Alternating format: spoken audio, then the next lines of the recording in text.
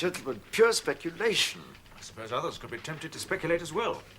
Any British paper which went in for that sort of thing would achieve enormous circulation. Followed by public disgust with it, and with its proprietor. To say nothing of the legal consequences. We pay rather expensive lawyers a lot of money, Walter, to keep us on an even keel with the law. It is policy which is at issue. I wonder what the advertisers would make of it. Too dangerous a matter to gamble on. Well, I don't think you need worry yourself for the time being. The press is still quiescent. The popular press, that is. But a little bird has whispered in my ear that Dawson of the Times is eager to make a statement. What kind of a statement?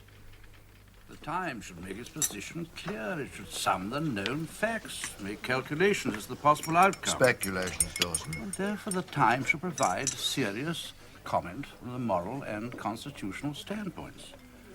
The only trouble is that we of the Times are ashamed. We're ashamed to speak. Ashamed of the matter of which we should be speaking. I see her, Monkton.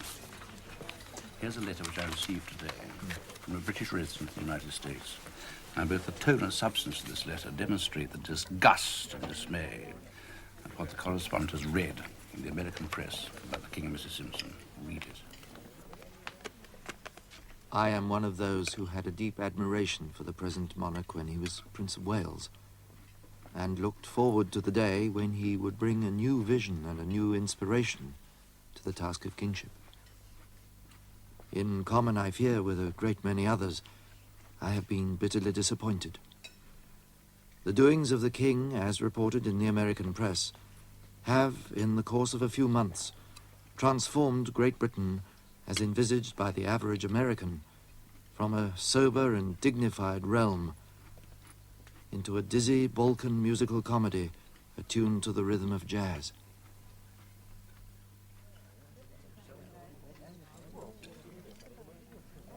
To the American man in the street, Italy is Mussolini, Germany is Hitler, Russia is Stalin.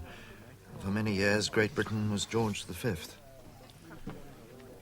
But the prevailing American opinion is that the foundations of the British throne are undermined, its moral authority, its honor, and its dignity cast into the dustbin.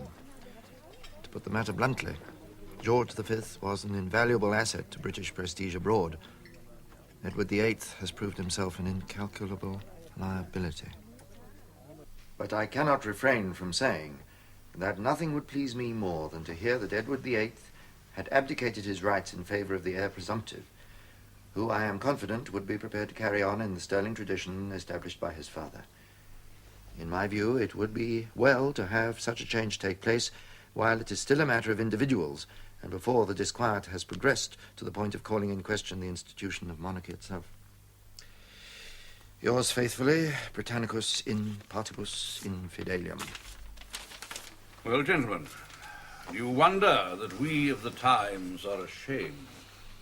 What will you do? The other papers will take their lead from you. I shall do whatever you wish, Prime Minister. I wish you to do nothing.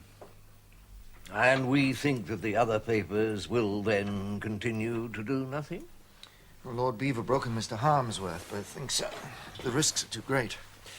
In any case, they've agreed to carry nothing beyond a factual report of the divorce case, until and unless they have cause to think that they've been misinformed about the King's intention. And what, can anybody tell me, is the King's intention? If I might take that letter to the King, it might make him realize that his time is running out. Agreement or no agreement, he can hardly expect the press to keep silence forever. I believe it's time he made himself plain, both to the kingdom and to his friends.